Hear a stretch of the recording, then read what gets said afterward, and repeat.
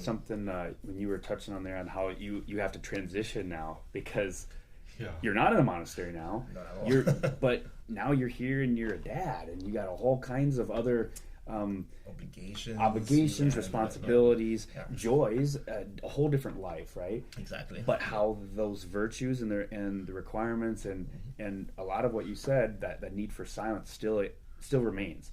So maybe another good thing to talk about would be like as a father, the craziness of all the noise and all the stuff going on with little children, Very right? little time for Very little time silence. silence. Oh, I mean, no.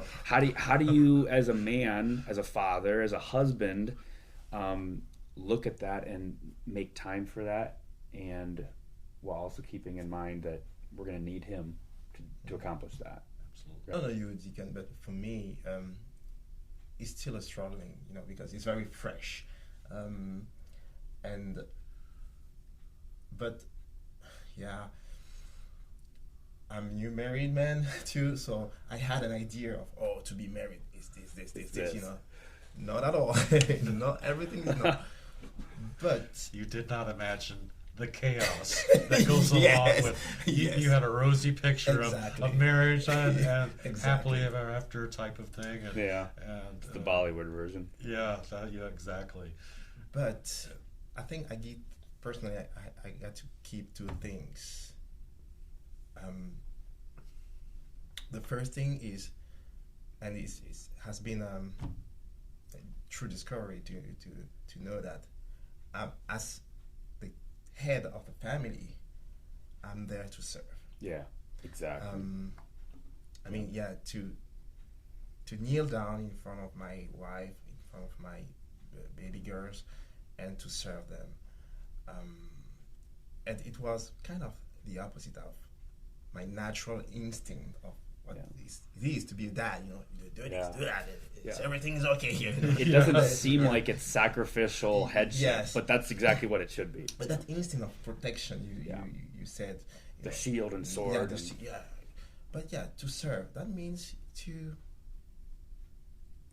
kneel down, to be behind. And sometimes in my nature of male, it's hard. It could be hard. Yeah. It's for all of us. And the other thing is to keep that strong connection with God personally, without trying to bring my wife.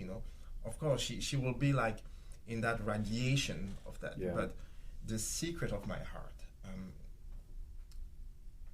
because only Him will help me to understand truly what He wants me to do as a dad, as a husband, as a friend of my wife, as a brother of my wife. Because, that's right. And to be have enough courage to sometimes to take the lead and say, okay, let's go. And sometimes, I'm going to step back. I'm going to stay in silence. Just the presence. She knows that I'm here. They know that I'm here. You're present. Yeah, I'm present. And that's all you need to be right at that moment sometimes. Yeah. So it's highly connected with that intelligence, of what should I do? What is the proper way to do what I have to do now? Should I take the lead? Should I step back? What should I do? But always in that presence. They need to know that I'm there in many different ways. He is there. Just like Jesus telling us, Exactly. I am here. Exactly. And what how I was thinking. comforting is that, right? So He is the great witness for us that Christ-centered marriage, that Christ-centered fatherhood, right? Yeah. How does it look like for you with a little bit older kids, and how you might struggle, or really maybe you're doing great with the headship and the leading on that, and maybe you never struggle with fortitude and courage, right? Yeah, never struggle with any of that. So I would say, I struggle a lot, but there's 10 years difference between 10 years between my older two children and the younger two children.